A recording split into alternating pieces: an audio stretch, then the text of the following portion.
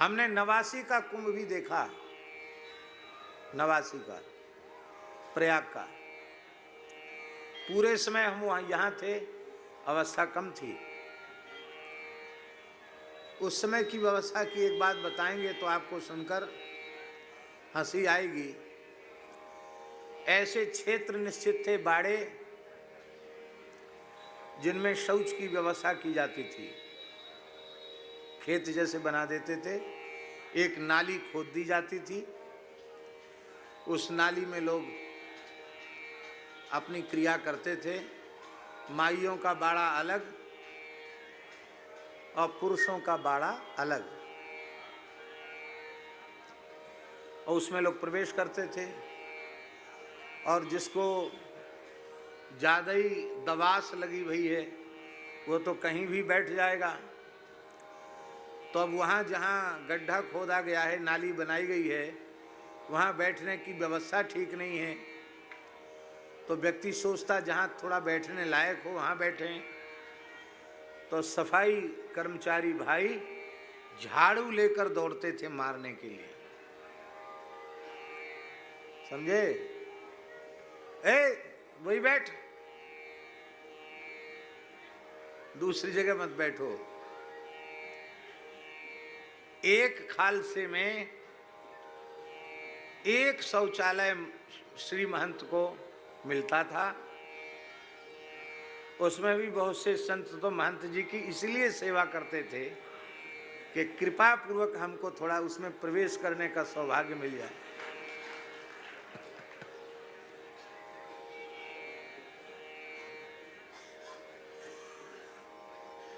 इसके बाद –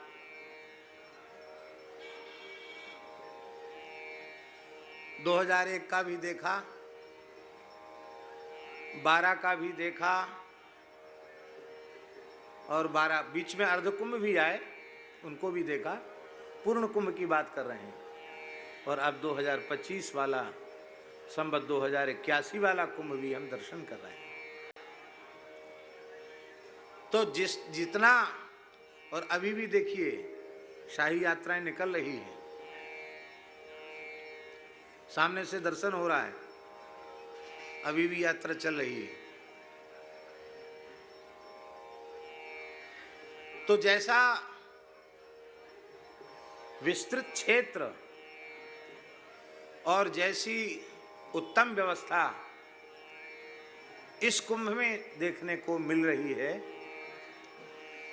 हम अपना अनुभव कह रहे हैं। इसके पूर्व इस प्रकार की व्यवस्था पूर्व कुंभ में ऐसी व्यवस्था तो नहीं थी।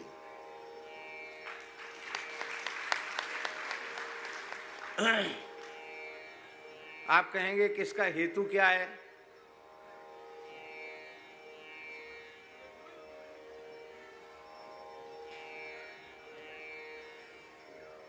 इसका हेतु यही है कि प्रदेश के मुखिया योगी जी को इसका बिल्कुल डर भय नहीं है कि हमारी धर्मनिरपेक्षता पर प्रश्न चिन्ह उठकर खड़ा हो जाएगा और हम एक नेता हैं, राजनेता हैं, हमें अपने धर्म, संस्कार और सभ्यता को की बलि देकर अपने को लोगों के सामने, सेक्युलरिज्म कहते हैं ना, यही बोलते हैं कि नहीं, अपने को धर्मनिरपेक्ष प्रमाणित करना है। और धर्मनिरपेक्ष शब्द का क्या अर्थ है ये तो पढ़े लिखे लोग जानेंगे। हमें लगता है धर्मनिरपेक्ष शब्द का अर्थ यही है कि जिस धरती पर रहने वाले लोगों का धर्म इस धरती का सर्वप्राचीन अनादि धर्म है, उस समाज की उपेक्षा करना, उस समाज की भावनाओं की हत्या करना, हनन करना, लगता है इसी को लोग धर्मनिरपेक्षता मानते हैं।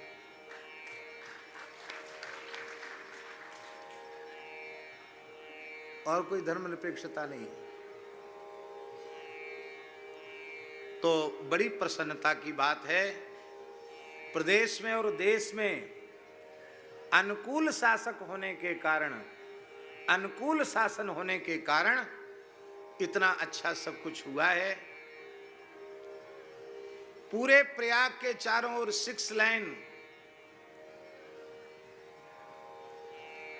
क्या कहते हैं उसको, बाईपास बन गया है।